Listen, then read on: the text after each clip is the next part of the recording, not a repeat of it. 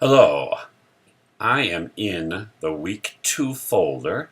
If you're with me here, you've already completed week 1, so you're making progress. We're on to week 2, and there are 5 activities that you'll participate in this week online. And I have labeled them by steps, so you should be able to follow them a little bit easily. The first activity is to discuss your Touchstone book. That's the book you selected last week with your group and decided to read. This week you will actually have your virtual discussion group via WebEx.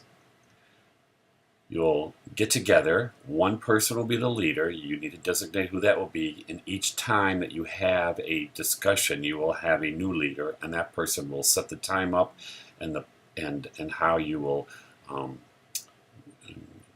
discuss the book and record it and then send the link to me. I will then add the link to Blackboard so that other groups can read or watch or view your discussion. So this week it's the Touchstone book that you'll be discussing online virtually using WebEx. The next activity deals with lesson plans and objectives. And I have linked this activity to the folder that's over in the menu on the left side of the screen. You're going to view the video of how to write an objective using an ABCD format. That's a specific way to write learning objectives, instructional objectives for your lessons.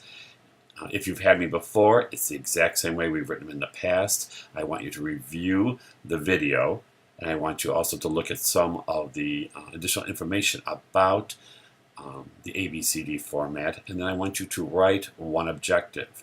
I have written an example. I'm using the picture book, It's Okay to Be Different, that you see in the background here. It's by Todd Parr.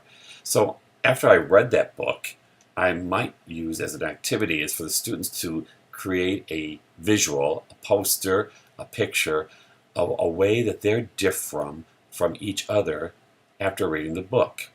So my objective for this lesson might be that after reading the book, It's Okay to Be Different, the student will be able to, we usually write that to our audiences, to draw one way he or she may be different from any other student, and to do that independently.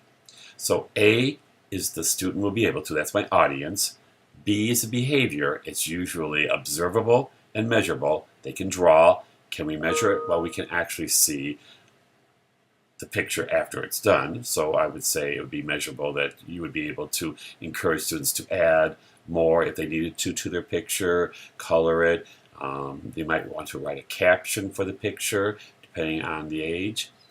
C is after reading the book. That's the condition. Upon when would they be able to do this? Upon using what type of materials would they be able to do this objective? So after reading the book, I wouldn't expect that they could do it before, although if we talked about it, we could, but the book is the basis for this objective in this lesson. So I would say after reading the book, upon reading the book, and then D is the degree. That's the mastery level.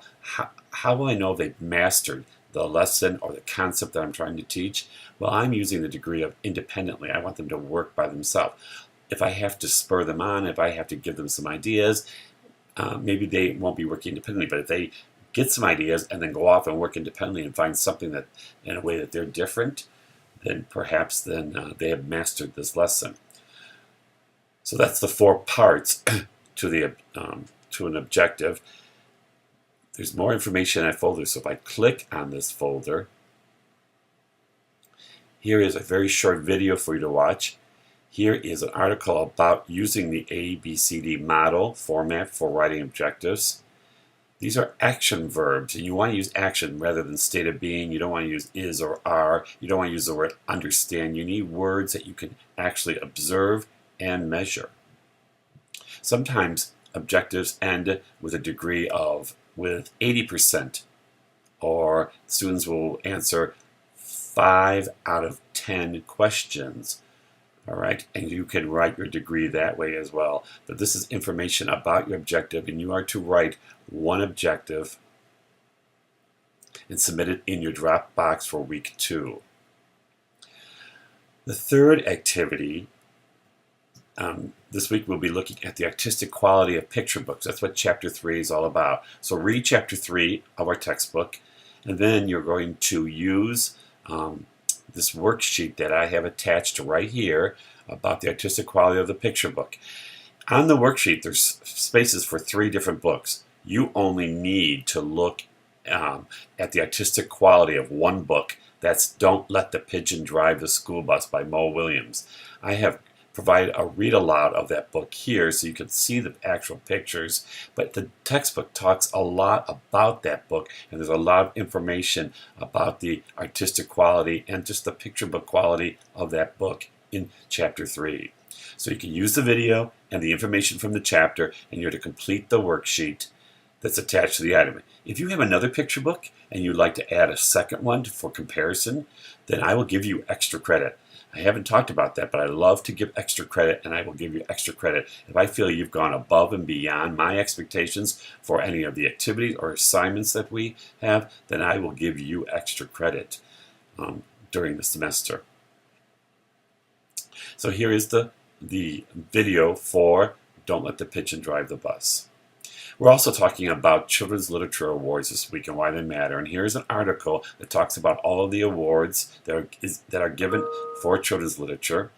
And then here is the activity that I want you to do in regards to the Children's Awards. And I put a PowerPoint here as well so that there's some more information. You have the article information and you have the information from the PowerPoint. So the activity says, after reading the article about Children's Awards and viewing the attached PowerPoint, select 5 of the awards and research children's literature receiving the award. So you're going to pick 5 books, and these books don't have to be 2015 honor awards. But in a Word document, I want you to use the following guidelines to write about the 5 books. You can make it in a chart format. You can write it in narrative, however way you want it to come across. But you need to use a Word document. And you need to either add an image or a video of the book. You need to add the title, author, and illustrator, a brief synopsis of the book, and then reasons the book received the award that it did receive. You post this document in your week 2 Dropbox. And last but not least, you're going to evaluate some quality picture books.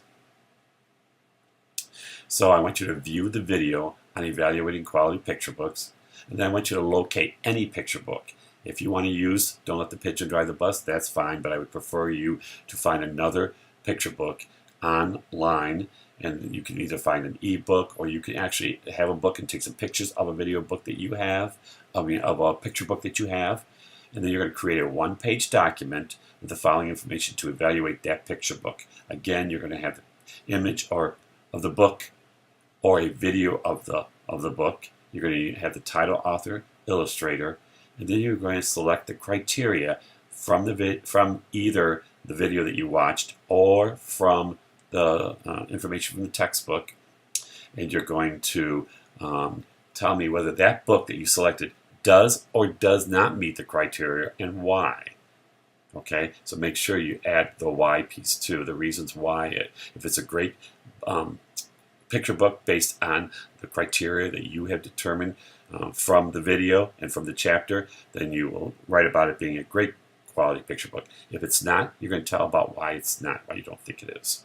And you're also going to post this document in week 2 Dropbox. So all of your work will be put in week 2 except for your discussion book, and your discussion of that book, of the Touchstone book, will be sent to me as a link, and I'll add that to Blackboard. And that takes care of week 2. If you have questions, comments, or thoughts, please don't hesitate to ask me, and I will see you online.